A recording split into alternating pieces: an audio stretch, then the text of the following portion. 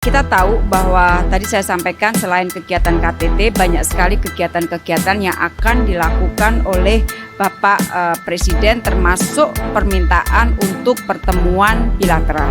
Nah, banyaknya pertemuan ini kita sikapi dengan sangat baik karena ini menunjukkan antusiasme dan harapan terhadap G20 ternyata masih sangat tinggi. Jadi keinginan negara untuk melakukan engagement satu sama lain juga masih sangat tinggi dan itu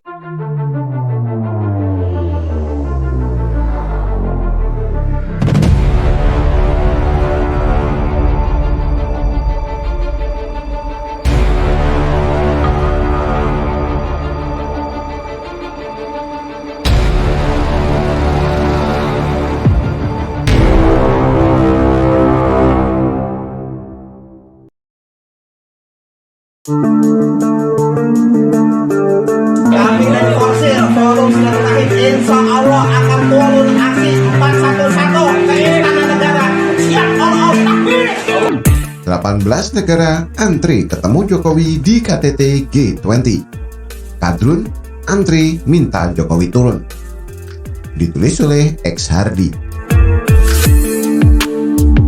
KTT G20 puncaknya akan digelar di Bali sebentar lagi pada tanggal 15-16 November 2022. Tidak terasa, Indonesia sudah menjadi presidensi G20 sejak November tahun lalu. Indonesia akan mengakhiri masa jabatannya dengan menggelar KTT G20 di Bali. Jadi ceritanya, Menteri Luar Negeri Retno Marsudi menyebut sudah ada 18 negara yang mengajukan pertemuan bilateral dengan Presiden Jokowi pada KTT G20. Belum diketahui negara mana saja yang mengajukan pertemuan tersebut. Hanya saja Amerika Serikat menjadi salah satu negara dalam daftar itu. Untuk bilateral sejauh ini sudah, saya lupa datanya, tetapi sekitar 18-20 perwakilan negara. Kita akan melakukan bilateral dengan Amerika, kata Retno. Sebagian pertemuan takkan digelar di sela KTT G20 karena tidak cukup waktu. Pemerintah akan menyediakan waktu untuk agar perwakilan negara yang dimaksud bisa bertemu Jokowi pada KTT ASEAN di Vietnam pada 10-13 November. Sebagian lainnya akan melakukan pertemuan bilateral dengan Jokowi pada KTT APEC di Thailand pada 18-19 November. Prinsipnya, Presiden sangat dihargai dan ingin sekali melakukan pertemuan sesuai dengan permintaan para leaders negara lain, katanya. keinginan negara untuk melakukan engagement satu sama lain juga masih sangat tinggi dan itu sekali lagi kita patut syukuri.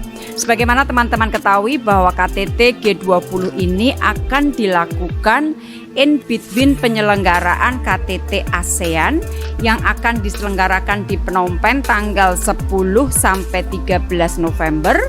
Kemudian 13 November Bapak Presiden menuju ke Bali, 14 sudah mulai pertemuan bilateral, 15-16 adalah KTT-nya, kemudian 17 Bapak Presiden sudah akan berangkat ke KTT APEC yang akan diselenggarakan di 18 dan 19. Berarti teman-teman bisa paham betapa ketatnya program yang akan dilakukan oleh Bapak Presiden, plus tentunya tadi saya sampaikan banyak sekali permintaan-permintaan untuk pertemuan. Hebat ya, berbagai negara antri ingin bertemu dengan Jokowi. Ini sejalan dengan apa yang pernah disampaikan oleh Luhut beberapa waktu lalu. Dia bilang pada perhelatan G20 nanti, bakal banyak negara yang hadir meminta pertolongan kepada Presiden Jokowi terkait permasalahan dunia. Dia mengatakan berbagai negara mengirimkan utusannya menghadap ke dirinya dan menyampaikan agar Pak Jokowi memberikan pertolongan. Saya bisa cerita sedikit. G20 nanti itu akan terjadi banyak sekali orang yang minta tolong pada Presiden Jokowi dan sekarang sedang berjalan untuk perdamaian dunia. Kebetulan saya salah satu yang membantu itu. Negara-negara yang kita lihat super besar itu minta tolongnya itu Presiden Jokowi.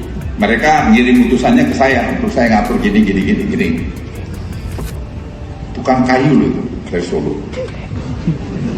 Yes, this is a mystery of life. Kita jangan pernah meremehkan orang. Jangan pernah.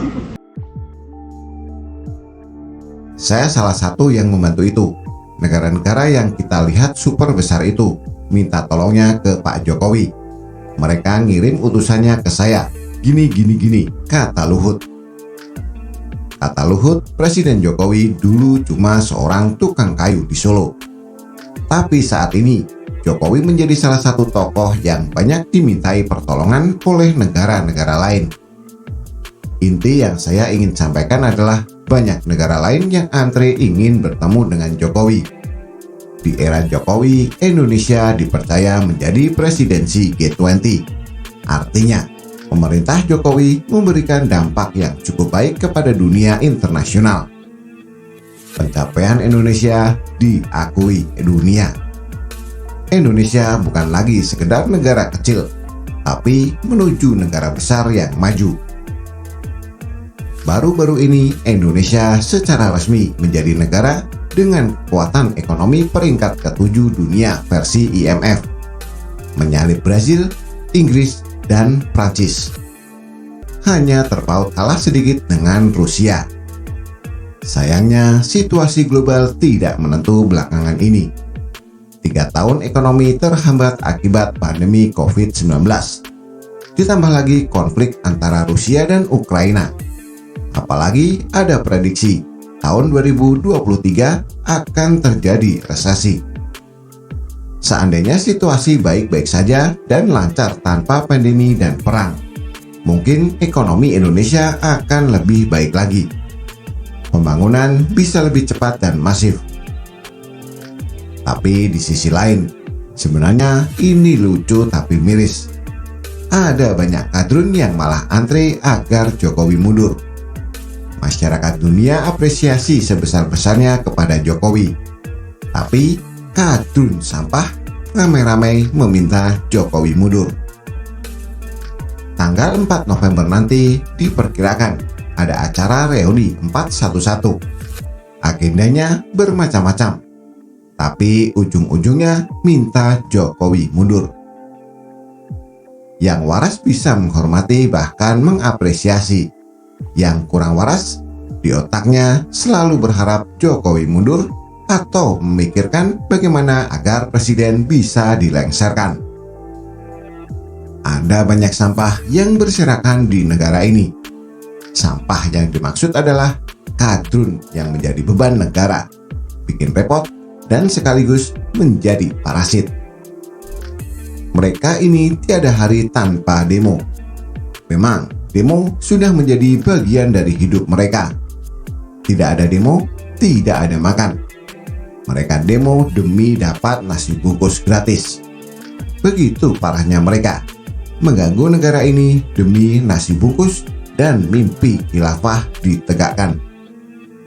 Di media sosial, banyak yang bilang tidak ada kadrun yang tidak goblok. Memang benar kok, otak mereka kalau diperiksa dengan teliti mungkin masih segar karena jarang digunakan. Banyak juga meme di mana otak kadrun ukurannya kecil atau di dengkulnya berisi gambar otak. Semua itu menggambarkan betapa dungunya kadrun. Entah berapa IQ mereka. Bisa jadi di bawah rata-rata. Bagaimana menurut Anda? Silahkan tulis komentar di bawah.